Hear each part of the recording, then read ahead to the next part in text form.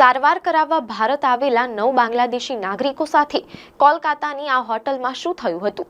સાજા થઈને ઘરે પરત ફરવાની આશા સાથે આવેલા બાંગ્લાદેશી દર્દીઓ માટે કોલકાતાનો આ પ્રવાસ કાળમુખો કેમ સાબિત થયો? અત્યંત ગીચ વિસ્તારની જૂની બિલ્ડિંગમાં બનેલી શિકાઈન હોટલમાં મધ્યરાત્રિએ ખરેખર શું બન્યું હતું? કોલકાતાની હોટલમાં આગ લાગવાનું સાચું કારણ શું? શોર્ટ સર્કિટ કે માનવ સર્જિત બેદરકારી? નમસ્કાર દર્શક મિત્રો, હું સાહિન ધ લોકસત્તા ન્યૂઝમાં આપનું સ્વાગત છે. પશ્ચિમ બંગાળની રાજધાની કોલકાતાથી એક અત્યંત હૃદયદ્રાવક અને ચોંકાવનારા સમાચાર સામે આવ્યા છે.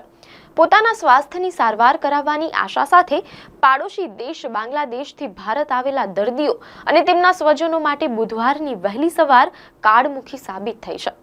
કોલકાતાના અત્યંત ભીડભાડવાળા અને પ્રખ્યાત ન્યૂ માર્કેટ વિસ્તારમાં આવેલી એક હોટલમાં મોડી રાત્રે અચાનક ભીષણ આગ ફાટી નીકળી હતી. આ કરુણ દુર્ઘટનામાં 2 મહિલાઓ અને એક માસૂમ બાળક સહિત કુલ 9 બાંગ્લાદેશી નાગરિકોના ગુંગળામણ અને અગ્નિકાંડના કારણે કમકમાટી ભર્યા મોત નીપજ્યા છે, જ્યારે અનેક લોકો ઈજાગ્રસ્ત થયા છે. સારવાર માટે આવેલા નાગરિકો હોટલના રૂમમાં જ જિંદગીની જંગ હારી ગયા. આ આખી ઘટના કઈ રીતે ઘટી? સ્થાનિક પોલીસ અને ફાયર બ્રિગેડે કઈ રીતે મોટું રેસ્ક્યુ ઓપરેશન હાથ ધરીને અંદાજે 60 જેટલા લોકોના જીવ બચાવ્યા? અને હાલ આ મામલે તપાસ ક્યાં પહોંચી છે તેની તમામ વિગતો આપણે જાણીશું. મીડિયા અહેવાલોમાંથી પ્રાપ્ત માહિતી અનુસાર આ દર્દનાક દુર્ઘટના પશ્ચિમ બંગાળની રાજધાની કોલકાતાના ન્યૂ માર્કેટ પોલીસ સ્ટેશન વિસ્તારમાં બની હતી. મિર્ઝા ગાલિબ સ્ટ્રીટ પર આવેલી શિકાઈન હોટલમાં મોડી રાત્રે અચાનક ભીષણ આગ ફાટી નીકળી હતી. મોડી રાત્રે જ્યારે હોટલમાં રોકાયેલા મોટા ભાગના મુસાફરો ગાઢ નિંદ્રામાં હતા, ત્યારે અચાનક ચારે તરફ કાળો ધુમાડો અને આગની જ્વાળાઓ ફેલાવા લાગી હતી. હોટલમાં ધુમાડો ભરાઈ જતા અંદર રોકાયેલા લોકોમાં ભારે અફરાતફરી અને નાસભાગ મચી ગઈ હતી. આ ઘટનાની ગંભીરતા જોઈને સ્થાનિક લોકો અને હોટલ સ્ટાફે ત્વરિત પોલીસ કંટ્રોલ રૂમને જાણ કરી હતી, જેના આધારે ફાયર બ્રિગેડ અને કલકત્તા ઇલેક્ટ્રિક સપ્લાય કોર્પોરેશન CESCની ટીમોને તુરંત ઘટના સ્થળે રવાના કરવામાં આવી હતી. ઘટના સ્થળે પહોંચેલી કોલકાતા પોલીસે સૌથી પહેલા આસપાસના ગીચ વિસ્તારમાં કાયદો અને વ્યવસ્થાની પરિસ્થિતિ સંભાળીને રસ્તાઓ ખુલ્લા કરાવ્યા હતા. મીડિયા અહેવાલો મુજબ મુખ્ય ફાયર સ્ટેશન ફ્રી સ્કૂલ સ્ટ્રીટથી ફાયર બ્રિગેડની 4 ગાડીઓ ઘટના સ્થળે પહોંચી હતી અને વહેલી સવારે જ જીવના જોખમે બચાવ કામગીરી શરૂ કરી દેવામાં આવી હતી.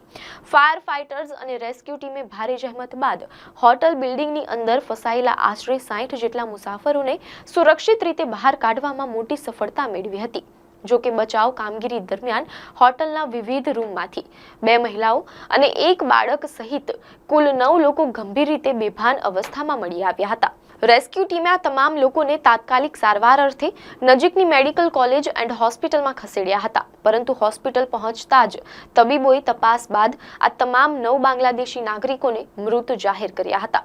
ફાયર બ્રિગેડનું આ સઘન બચાવ ઓપરેશન સવારે લગભગ 4:30 વાગ્યા સુધી ચાલ્યું હતું.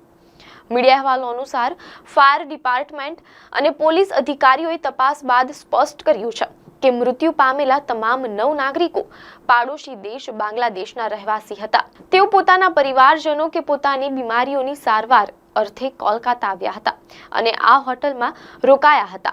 ઉલ્લેખનીય છે કે કોલકાતાનો ન્યૂ માર્કેટ અને મિર્ઝા ગાલિબ સ્ટ્રીટ વિસ્તાર બાંગ્લાદેશથી આવતા મેડિકલ ટુરિસ્ટ માટે ખૂબ જ લોકપ્રિય માનવામાં આવે છે, પરંતુ સારવાર કરાવીને સ્વસ્થ થઈને ઘરે પરત ફરવાની આશા સાથે આવેલા આ નિર્દોષ લોકો માટે આ હોટલ કાળમુખી સાબિત થઈ. આ દુર્ઘટનામાં અન્ય કેટલાક લોકો પણ ઈજાગ્રસ્ત થયા છે, જેમને સારવાર હેઠળ રાખવામાં આવ્યા છે. મીડિયા અહેવાલો અનુસાર જે શિકાઈન હોટલમાં આ અકસ્માત સર્જાયો તે ઇમારત ખૂબ જ જૂની છે અને અત્યંત ગીચ તેમજ ભીડભાડવાળી ગલીમાં આવેલી છે.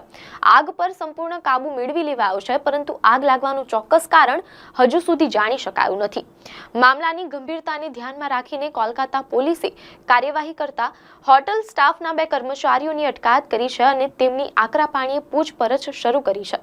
આગ શોર્ટ સર્કિટના કારણે લાગી કે પછી સુરક્ષામાં કોઈ બેદરકારી હતી તે જાણવા માટે હિરાસતમાં લેવાયેલા સ્ટાફની મદદ લેવાઈ રહી છે. આ ઉપરાંત ઘટના સ્થળેથી વૈજ્ઞાનિક પુરાવા એકત્રિત કરવા ફોરેન્સિક સાયન્સ લેબોરેટરી FSLની વિશેષ ટીમ પણ ઘટના સ્થળે પહોંચી ચૂકી છે. ફોરેન્સિક તપાસનો વિસ્તૃત રિપોર્ટ આવ્યા બાદ જ અગ્નિકાંડનું સાચું કારણ બહાર આવશે. પોતાની કે પોતાના સ્વજનોની સારવારની આશા સાથે બીજા દેશમાં આવેલા નાગરિકો માટે કોલકાતાનો આ પ્રવાસ અત્યંત દર્દનાક અને કાળમુખો સાબિત થયો છે. એક જૂની બિલ્ડિંગમાં લાગેલી અચાનક આગ અને ગુંગળામણે 9 માસૂમ લોકોના જીવ છીનવી લીધા. હાલ પ્રશાસન અને પોલીસ એ પણ તપાસ કરી રહ્યા છે કે આ હોટલમાં ફાયર સેફટીના જરૂરી સાધનો અને એનઓસી ઉપલબ્ધ હતા કે નહીં. આ કરુણ ઘટના ફરી એકવાર આપણને ચેતવે છે કે સાર્વજનિક સ્થળો અને હોટલમાં ફાયર સેફટીના નિયમોનું કડક પાલન થવું કેટલું અનિવાર્ય છે. આપને માહિતી સારી લાગી હોય તો વિડીયોને લાઈક અને શેર કરજો, ચેનલને સબસ્ક્રાઇબ કરજો.